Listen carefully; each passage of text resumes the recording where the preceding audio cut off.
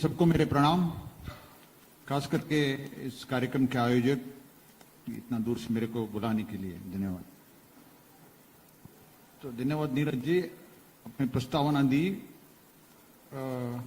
Rights के बारे में बताया और रिलीजन। सबसे पहले मैं ये रिलीजन और धर्म, इसका ये कंफ्यूजन, ये बहुत बढ़िया कंफ्यूजन है। ये कई सारे शब्द है भारत मूल के, इनका अंग्रेजी में कोई अनुवाद नहीं हो सकता, कोई है ही नहीं। उसमें धर्म एक है, कर्म, पुण्य, पाप, इसका कोई अंग्रेजी शब्द नहीं है। वैसे का तो परिवार का भी नहीं है, जो वो फैमिली बोलते हैं वो हमारा परिवार से कहीं मैच नहीं होता। एक हस्बैंड वाइफ एंड चाइल्ड, उनके लिए फैमिली है, अपना तो बहुत बड़ा है। स्टिल ये तो मूल धर्म है, एक जिस जहां से मानवता शुरू हो गई धरती से, वहीं से एक वैल्यू सिस्टम भी शुरू हो गई। अगर हर प्राणी का एक वैल्यू सिस्टम होता है, आपने अगर गौर किया किसी प्राणियों के बीच में भी, वो भी अपने एक हिसाब से जीते हैं, उनमें भी एक नेता होता है और कई पालन करते हैं नियमों का। वैसे इंसान के लिए भी एक सिस्टम की आवश्यकता थी, वो इंसान के साथ ही शुरुआत हुई है, इसलिए इसको सनातन बोला जाता है। और वो है एक वैल्यू सिस्टम। वो हर स्तर पर, हर जीवन के हर स्तर पर आप कैसे जिए उसको एक मार्गदर्शन करने वाला, जीने वाला धर्म होता है। और जो वेस्टर्न रिलीजन है वो एक इंसान द्वारा स्थापित एक फिक्स टाइम फ्रेम पर, एक 2000 साल पहले या 1500 साल पहले कोई एक इंसान कहता है कि मेरे को एक विजन आया, तो उसमें ऐसा ऐसा भगवान ने कहा, गॉड ने कहा, तो वहां से एक किताब लिखी और उसको बोला कि दिस इज फाइनल, इसमें कोई बदलाव नहीं हो सकता, this is fixed and final. जो भी लिखा है आपको मानना पड़ेगा, क्योंकि वो it is come directly from the god, no questions to be asked. धर्म में आप जितना सवाल पूछ सकते हैं उतना पूछिए, आपका मनोविकसन होने का सब संदर्भ है धर्म में, रिलीजन में नहीं है। It's a dogma. तो इस ट्रांसलेशन के चक्कर में हमने सनातन को भी रिलीजन बना दिया और रिलीजन को धर्म बना दिया। अब इसमें उलझे पड़े हैं। इससे बाहर आने का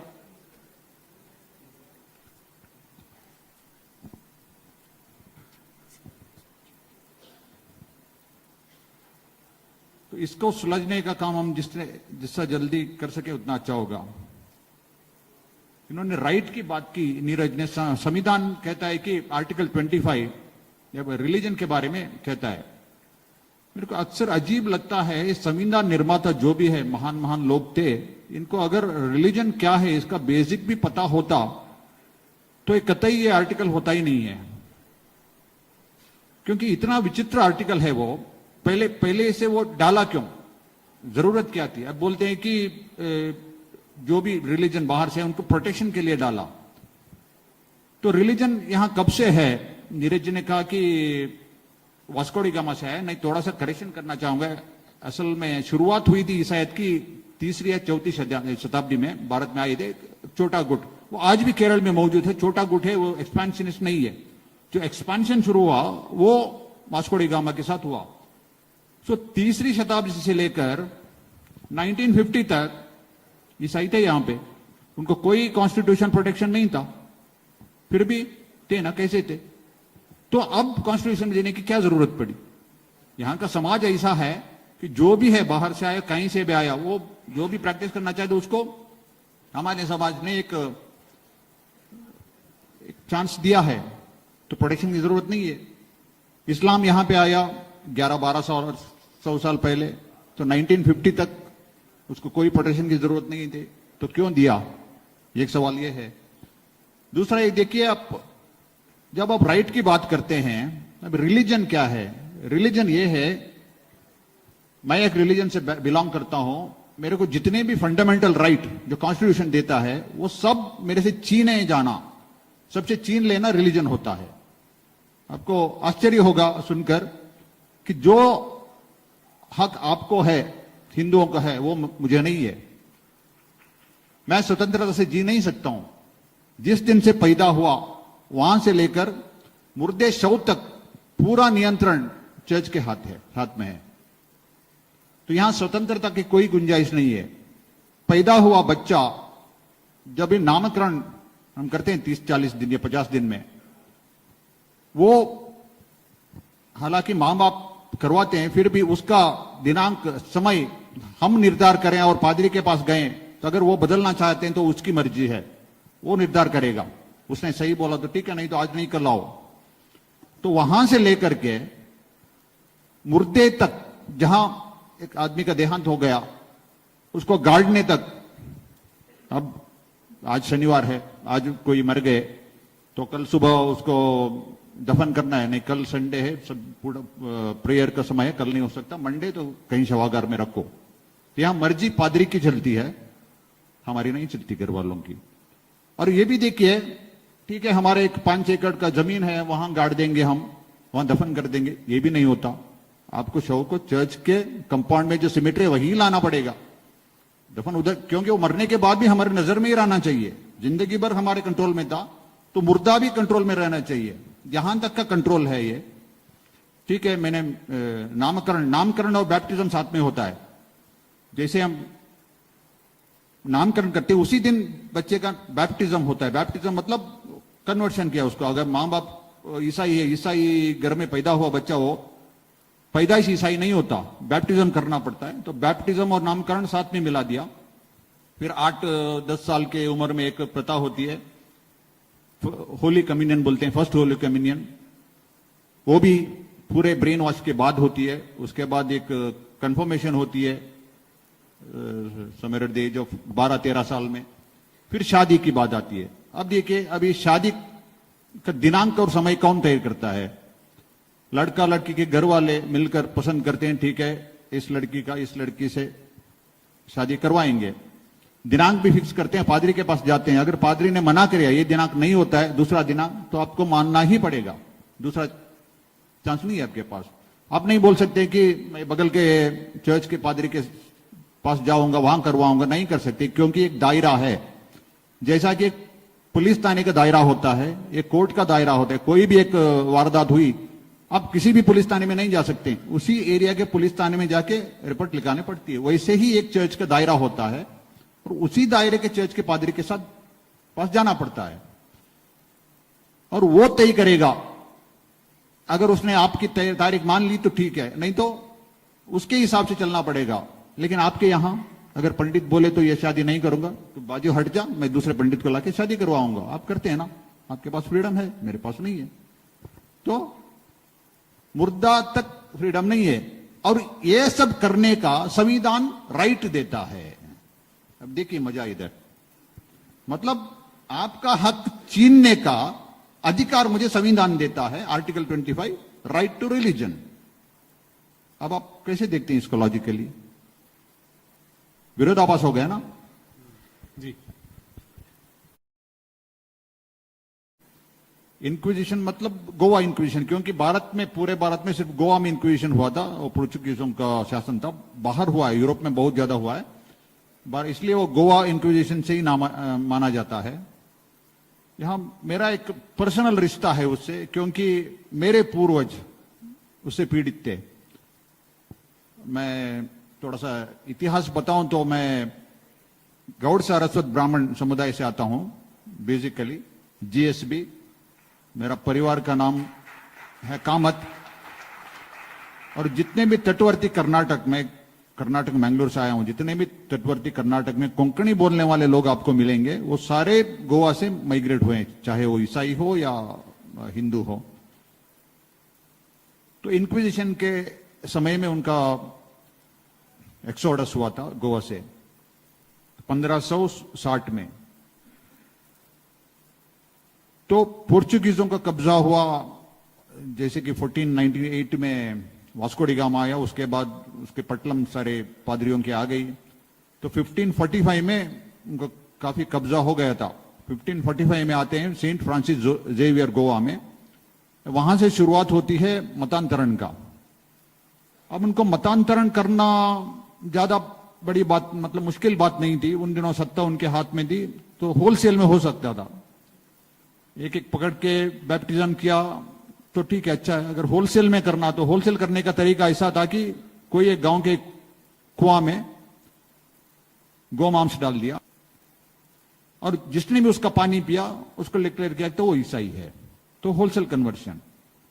उस तरफ से तो कन्वर्शन तो हो गया, लेकिन लोगों ने प्रथा नहीं छोड़ी, अपना जो भी रोजमर्रा के जो हिंदू बनकर करते थे वो अभ्यास नहीं छोड़े। तो उसको छुड़ाना बहुत जरूरी है, क्योंकि अब तो ईसाई बन गए हो। तो इंक्विजिशन है बेसिकली ये ईसाइयों के लिए, हिंदुओं के लिए नहीं है। मतलब जो जबरदस्ती कैसे भी ईसाई बने, तो दूसरे दिन से आपने नहाना छोड़ देना चाहिए। नहाना इट्स ए बैन। फिर जो भी आपकी है, आपको चौंक जाएंगे बोला तो धोती पहनना बैन। ये हमारे यहां स्वागत के लिए हम पान और सुपारी देके किसी को स्वागत करते हैं, वो नहीं करना चाहिए। अगर आपके घर के आसपास कहीं भी एक तुलसी का पौधा, चाहे वो अपने आप में उगा हो, मिला, तो वो पनिशेबल ऑफेंस। ऐसे ये सब पनिशेबल ऑफेंस थे। तो इसका पनिशमेंट होता था, ये कोई थी बहुत ज्यादा हिंसा की इधर मैं डिस्क्राइब नहीं कर पाऊंगा, इतना ज्यादा। आजकल आप ये देख रहे हैं ना, जिहादियों का जो भी हिंसा है वो कुछ भी नहीं उसके सामने, उससे 10 गुना बड़ा हिंसा देने का एक व्यवस्था, और वो भी कानूनबद्ध तरीके से। इंक्विजिशन कोर्ट हम बोलते हैं, तो ऐसे नहीं कि किसी को पकड़ के लाके मार दिया, तो पूरा कानूनबद्ध एक इंक्विजिटर होता था। वो जो जज बैठा है ना कोर्ट में, उसको इंक्विजिटर बोलते हैं। और उसके सोल्जर्स होते थे, ब्लैक सोल्जर्स। किसी ने अगर एक कंप्लेन कर दिया कि फलाने आदमी ने, मैंने देखा कि आज सुबह उठ के नहाया, तो उसको पकड़ के लाया इसके सामने, इंक्विजिटर के सामने, और इंक्वायरी शुरू। जब तक वो मानेगा नहीं तब तक उसको मारेंगे, उसका आधा जान।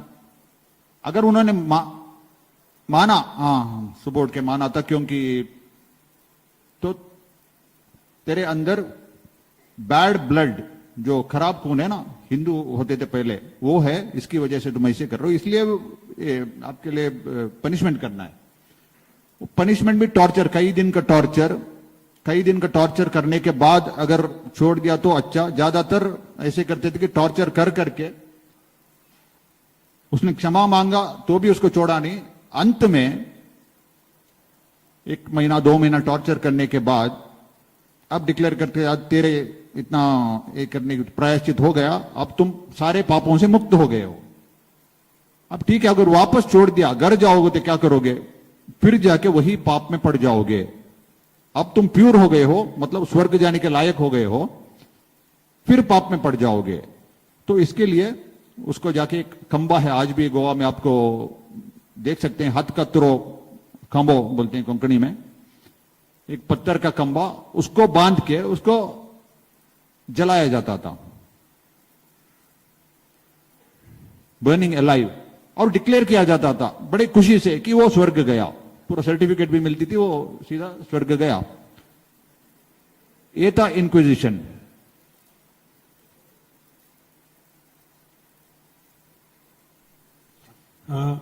एक एग्जांपल अगर मैं आपके साथ शेयर करूं, एक फ्रेंच डॉक्टर था जो भारत में आया हुआ था, और उसे पता लग गया कि उसने सिर्फ ये बोला कि क्रॉस पकड़ने से तुम्हारी बीमारी ठीक नहीं होगी।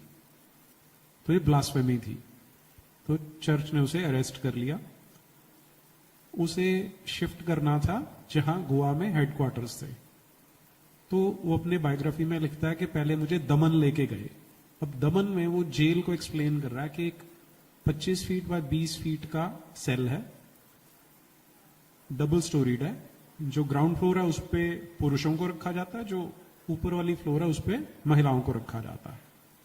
और उस कमरे के बिल्कुल सेंटर में एक फीट रेडियस का खड्डा खोदा हुआ है। अब उसमें, और इस जेल में, सो कॉल्ड जेल में उस समय 40 लोग हैं, और किसी को भी मल मूत्र त्यागना है तो उस खड्डे में त्यागेगा, बाहर नहीं निकाला जाएगा उसे। और जो ऊपर महिलाएं हैं उनके लिए भी, उनकी जो छत है लकड़ी, उसमें बस एक छेद किया हुआ है। और जब उसे ले जा रहे थे तो सेंटेंस जिसने मुझे टच किया वो क्या था, बोल रहा था कि यहां पे मैं बंद था। अब आप कल्पना करके देखें, ऐसी काल कोठरी है जिसमें इतनी स्टेंच, इतनी बदबू आ रही होगी, और लेकिन वो कह रहा था मुझे ये भी स्वर्ग जैसी लग रही है क्योंकि मुझे पता है जहां लेके जाएंगे वहां मेरे साथ क्या होगा। तो ये है हिस्ट्री ऑफ इंक्विजिशन, जो हमें हमारे देश में ही नहीं पता कि ऐसा होता रहा है। और ये आपको बहुत कुछ बताता है कि जो मोनोथीस्टिक क्रीड्स हैं उन्होंने किस तरह के एट्रोसिटीज किए हैं और उनके किस तरह के एथिक्स रहे हैं।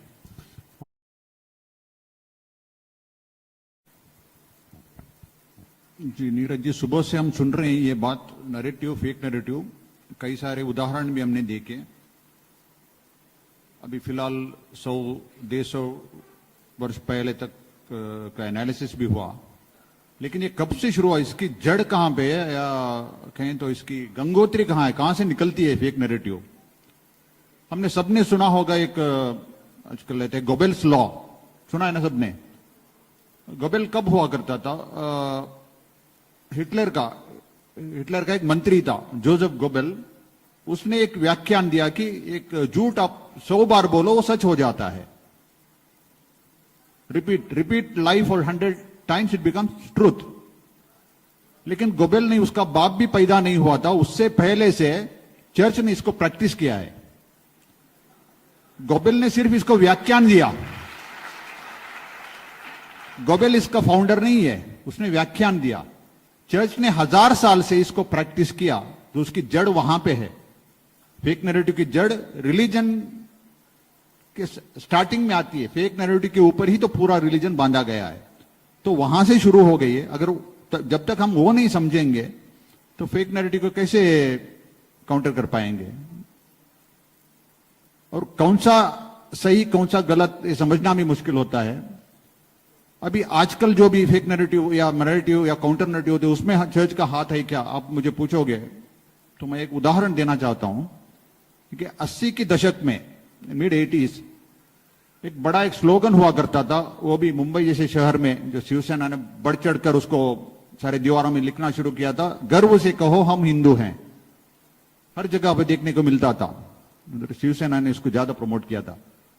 तो थोड़े समय में उसका एक काउंटर नैरेटिव आ गया कि प्यार से कहो हम इंसान हैं। तो एक जगह लिखा है गर्व से कहो हम हिंदू हैं, तो प्यार से कहो हम इंसान हैं। अब देखिए, आप एक सच्चे हिंदू के सामने दोनों रख दोगे तो वो कौन सा पर मार्क करेगा, टिक करेगा, पहला या दूसरा? सेकंड ना। यानी हिंदू पहले बोलो हम इंसान हैं, वही आप अगर ईसाई के सामने, मतलब गर्व से कहो हम ईसाई है और प्यार से कहो हम हिंदू है, प्यार से कहो हम इंसान है, तो ईसाई प्रिफर करेगा कौन सा? Not the second, first one. गर्व हम ईसाई है तो फिर ह्यूमन तो है ही, ऑब्वियस। वही आप लिखो कि गर्व से कहो हम मुस्लिम है और प्यार से कहो हम इंसान है, तो वो भी पहला वाला चूज करेगा। तो हिंदू का मानस सेकंड में चूज करता है। वो जिसको भी वो आइडिया था उसने ये गढ़ा सेकंड वाला नैरेटिव, मतलब इतना स्टडी करने के बाद कि हिंदू क्या चाहता है। अगर वो नैरेटिव क्रिएट करने वाला कौन था? It was the church. मेरे को स्वयं एक पादरी ने ये बात कहा, मैं कॉलेज में था उन दिनों में, मेरा भी एक बार सुन के मैं भी चौंक गया। हमने लॉन्च किया है ये, देखिए कितना दिमाग लगाया एक काउंटर नैरेटिव फ्रेम करने में, कि कितना अक्ल लगाया। आपका मानस स्टडी करके काउंटर नैरेटिव देते हैं और आप लड़ नहीं पाते, आपका नैरेटिव टूस हो गया उधर। तो चर्च दिमाग लगे, तब से लेकर के मैं सोच रहा हूं उसके ऊपर, जब भी काउंटर ये फेक नैरेटिव आता है तो मेरे को हर में चर्च का हाथ दिखता है, चाहे वो एंटी सीए हो या कोई भी हो।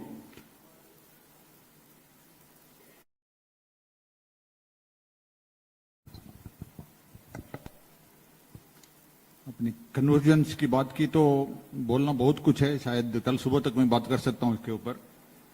अगर थोड़े से शब्दों में बोलना है तो मेरे को अक्सर काफी सारे जानकार लोग हैं, मिलते हैं तो सोशल मीडिया के थ्रू जो कनेक्ट होते हैं, पूछते हैं कि यार मदर तेरेसा के ऊपर आरोप लगते हैं कि कन्वर्शन के, क्या सही है क्या? उन्होंने कन्वर्शन किया था क्या?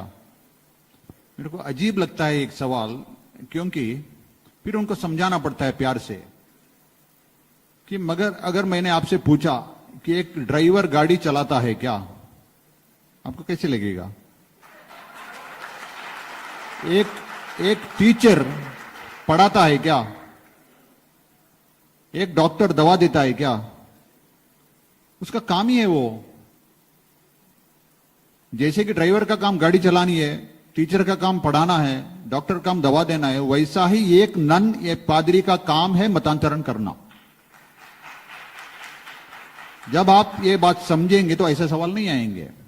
अब देखिए, मदर तेरेसा को चर्च ने सम्मान दिया कि नहीं दिया? बहुत बड़ा सम्मान दिया। इसका मतलब उन्होंने अपना काम बहुत अच्छी तरह से तरीके से किया, तभी तो बड़ा सम्मान मिला। वो कौन सा काम?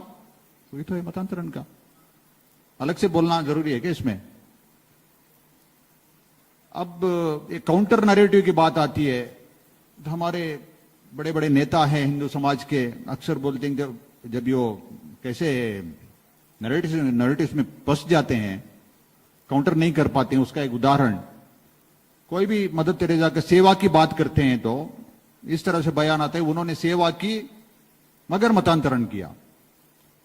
तो एक दूर से देखने वाला, एक सच्चा हिंदू को कैसे लगता है, अरे वो तो भिखारी की सेवा करके फिर उसको मतांतरण किया, तो आपको क्या परेशानी है? What is your problem? सही लॉजिक है ना उसका। आप जो बोलते हैं उसने सेवा की, लेकिन इधर फंडामेंटल आपको क्या करना चाहिए था? मदर तेरेसा ने सेवा की क्या? सबसे पहले पूछने वाला सवाल यह था। आप खुद आपके स्टेटमेंट में बोलते हैं कि सेवा की, मदर मतांतरण किया। मैं बोलता हूं चर्च कोई सेवा नहीं करती है, जीरो। फिर इतना दिखता है ना, आपको इतना सेवा दिखती है, फिर भी कैसे नकार सकते हैं आप? जीरो कैसे बोल सकते हैं? कुछ तो दिखता है ना सामने। तो एक बिजनेसमैन है हमारा यहाँ, 1 करोड़ उसका 1 साल का मुनाफा है, कमाया। तो क्या किया उसने, एक अपने बिजनेस के इसमें एरिया में एक बस शेल्टर बना दिया, लोगों को सुविधा हो। ये 50,000 खर्च करके बस शेल्टर बना दिया, ताकि जो भी यात्री है उनको धूप और बारिश से बच पाए। तो उन्होंने सेवा की क्या? सेवा की क्या? और उस बस स्टॉप के ऊपर पूरा अपना एडवर्टाइजमेंट लगा दिया बिजनेस का। तो अगले साल उसको 1 करोड़ की जगह 1 करोड़ 10 लाख का मुनाफा हुआ। बहुत समझ गए ना आप? उन्होंने खर्च कितना किया था? 50,000, बस शेल्टर बना दिया, लेकिन अगले साल उस एडवर्टाइजमेंट के वजह से 10 लाख ज्यादा मुनाफा हुआ। अब बोलिए मेरे को, उन्होंने क्या सेवा की थी क्या? दिखता तो है सेवा, बस स्टॉप बनाया, लेकिन लाभ किसको हुआ? स्वयं को हुआ ना। तो चर्च की सेवा भी ऐसी है, आपको जो भी दिखता है वो एडवर्टाइजमेंट डिपार्टमेंट है।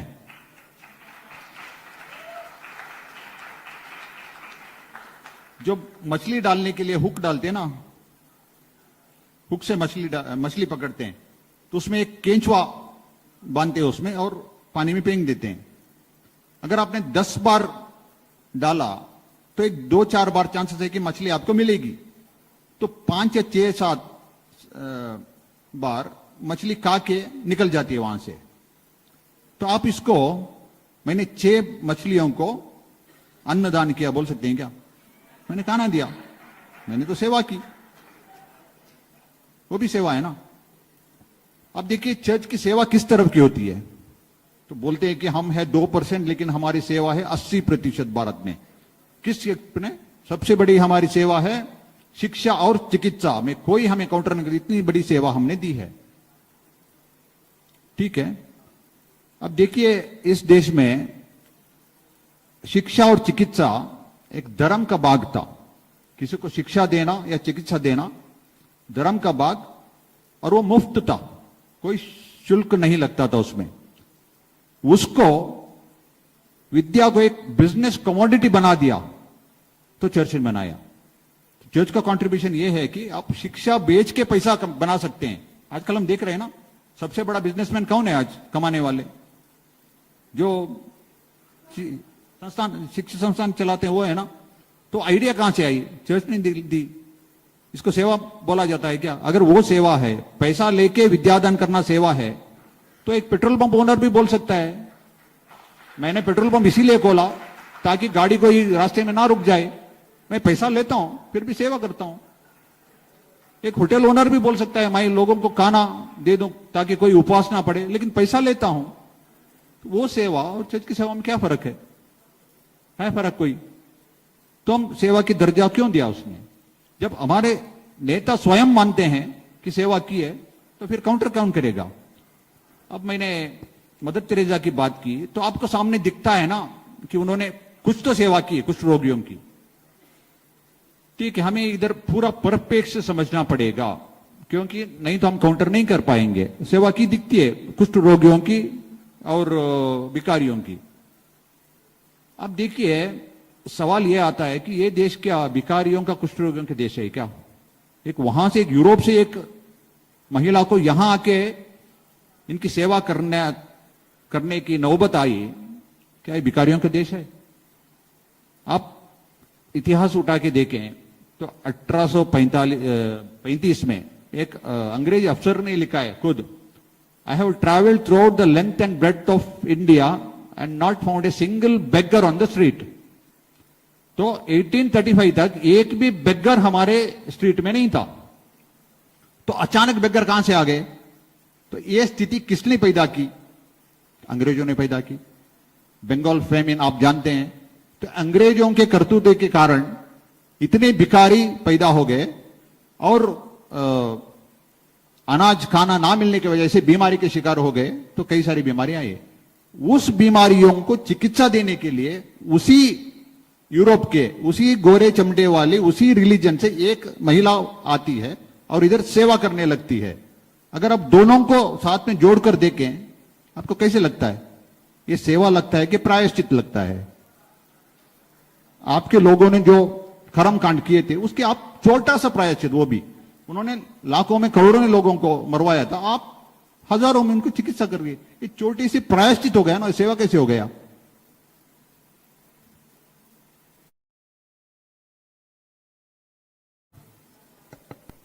अल्टीरियर मोटिव ऑफ रिलीजन, धर्म का मोटिव हमें पता है कि जब तक जिएंगे तो भाईचारे में जिएंगे, और आध्यात्म वो होता है धर्म का मूल।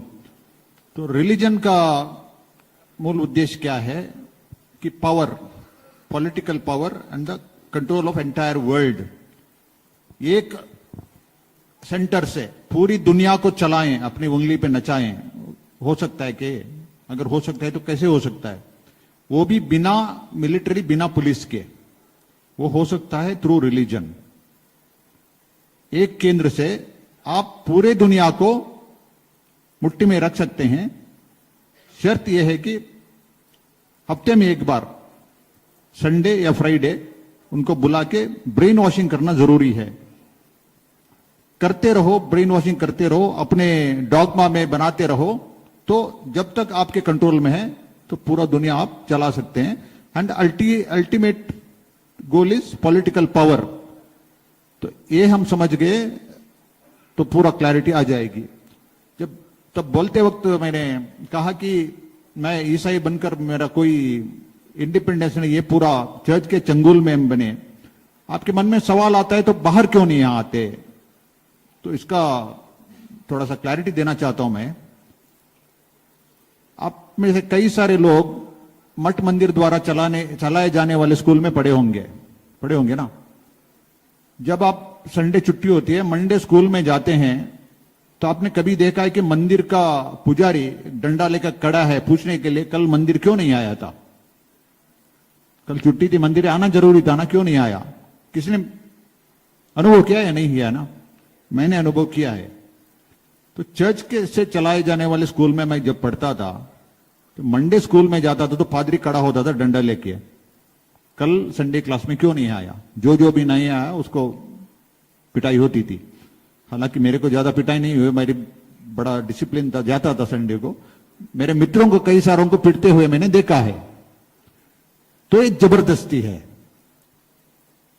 आप इससे बच नहीं सकते। तो शुरुआत बचपन में ऐसे जबरदस्ती गए, फिर तो आदत पड़ गई, फिर एक टाइप का भय भी होता है कि संडे नहीं जाओगे तो फिर नरक जाओगे, स्वर्ग नहीं मिलेगा।